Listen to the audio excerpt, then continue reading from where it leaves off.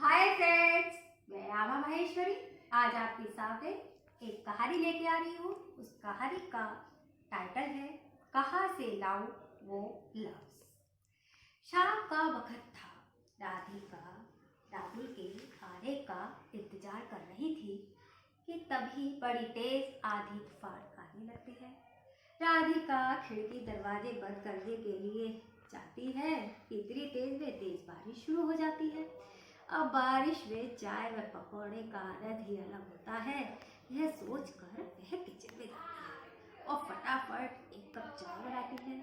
चाय की प्याली हाथ में लेकर वह खिड़की के पास आकर बैठ जाती है और कब वह अतीत में खोती चली जाती है उसे पता ही नहीं चलता। यादों का पर्दा एक के बाद एक पलटता ही जाता है, उसे पता ही नहीं चलता।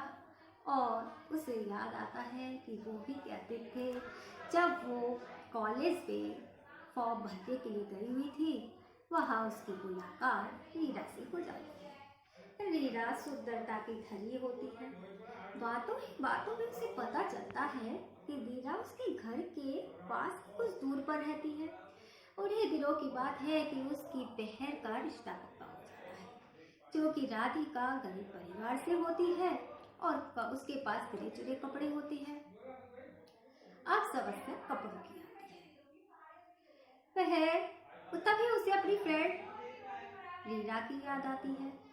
वह उसके घर जाती है और उसे अपनी समस्या बताती है। रीना उसकी समस्या को चुटकियों से सुलझा देती है और अपने कपड़े उसे दे देती है। सगाई हो जाती है। अब शादी भी नजदीकी है। अब उसके सामने फिर से कपड़ों की समस्या होती है। सभी उसे सुझाव देते हैं कि क्यों ना वह साड़ी पहने। उसको यह बात जच जाती है। वह भी साड़ी पहनने को तैयार हो जाती है और एक हल्की सी साड़ी अपने लिए तैयार कर लेती है। साड़ी पहनकर उस पर हल्का सा मेकअप करके वह शादी के लिए जाने लगती है। अब तो उसे जो भी देखता है वह देखता ही रह जाता है। उसके लिए तो मारो रिश्तों की बहार सी आ जाती है। रिश्ते वाले रिश्ता लेने आने लगती है। जो कि रीना अपना कैरियर बनाना चाहती है, इसलिए वो सभी को मना कर देती है। काफी संघर्ष करते करते रीना एक स्कूल में इंटरव्यू देने के लिए जाती है।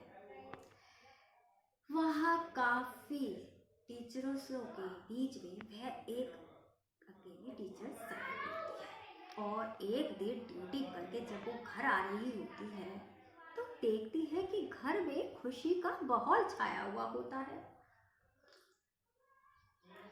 पूछने पर पता चलता है कि कल उसे लड़के वाले देखने आने वाले होते हैं।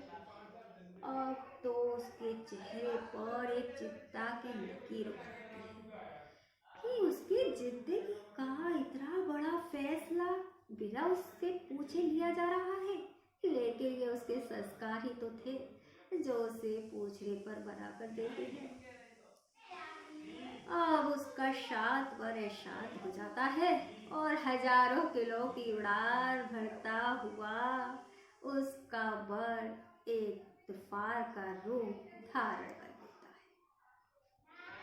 है। वह यह सोचती रहती है कि क्या वह अपना कैरियर बना पाएगी या उसे लड़के वाले पसंद कर लेंगे, क्या उसकी शादी हो जाएगी। ऐसा सोचते सोचते वह कब सो जाती है उसे पता ही नहीं चलता। अब लो वह समय भी आ जाता है जब लड़के वाले उसे देखने आने लगते हैं। लड़के और लड़की दोनों में वार्तालाप होता है। लड़के को लड़की पसंद आ जाती है और लड़की को लड़का पसंद आ जाता है। अब ये फैसला माँ बापों पर छोड़ दिया जाता है। अब लड़के का पिता लड़की के पिता के सामने दहेज की मांग रखता है और लड़की का पिता तो बालों आवाज सा रह जाता है। लड़की के पिता के मस्तिष्क पे बालों चिंता की लकीरें उभरने लगती है। क्योंकि वह तो पहले ही गरीब थे। जितना कुछ उन्हें जमा किया होता है उस लड़के वाले उससे अधिक अपनी डिमांड रखते हैं। लड़की का पिता को बहुत समझाता है कि देखिए मेरी लड़की बहुत समझदार है, सुशील है, पढ़ी लिखी है, आपके घर को स्वर्ग बना देगी, आप इस रिश्ते को स्वीकार कर लीजिए। लेकिन लड़के का पिता तो बस लड़के का पिता ही होता है। वह बिल्कुल मना कर देता है और बल्कि अपने लड़के की पढ़ाई का हवाला देता है। कहता है मैंने अपने लड़के की पढ़ाई में इतना पैसा खर्च किया है, आपको पता भी है कि मेरा लड़का PCS है और आपकी लड़की एक मामूली सी टीचर है। लड़के का पिता बहुत समझाता है लेकिन लड़कियां वाले बिल्कुल मानने को तैयार नहीं होते। लड़की भी लड़के से दोबारा बात करती है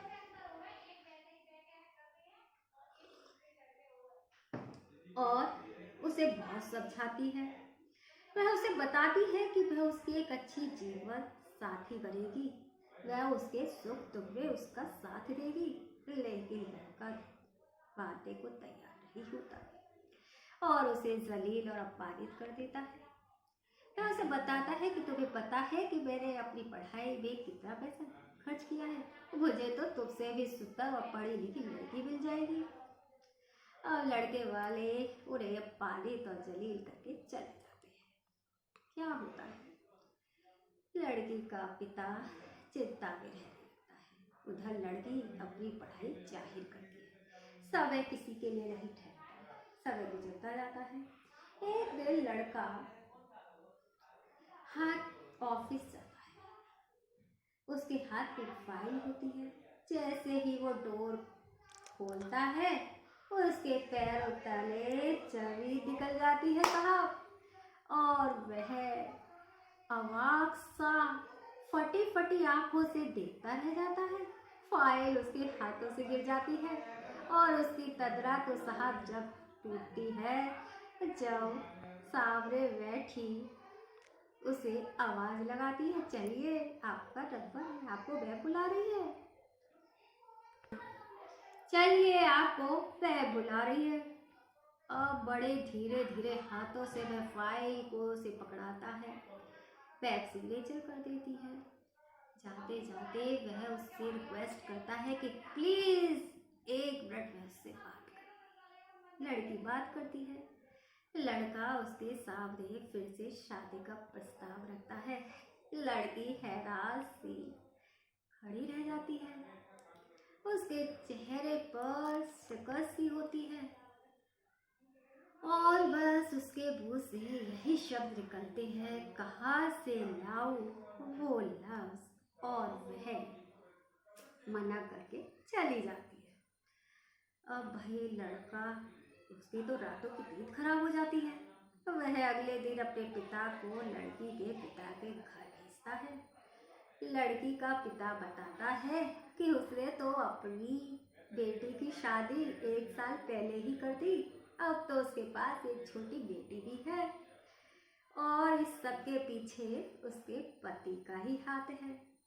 जब लड़के का पिता यह सुनता है और घर आकर अपने बेटे को बताता है तो उसके बेटे के मुंह से पछतावा तो अलग दिखाई देता ही है, बस यही शब्द निकलते हैं, काश मैंने उस समय शादी कर ली होती। और उसके मुंह से बस इतना ही निकलता है, कहाँ से लाऊं वो लफ्ज़। अगर आपको मेरी वीडियो पसंद आई है या आप में से किसी के साथ भी अगर ऐसी घटना घटित हुई है तो प्लीज़ मेरे साथ शेयर कीजिए, कमेंट बॉक्स में बताइए।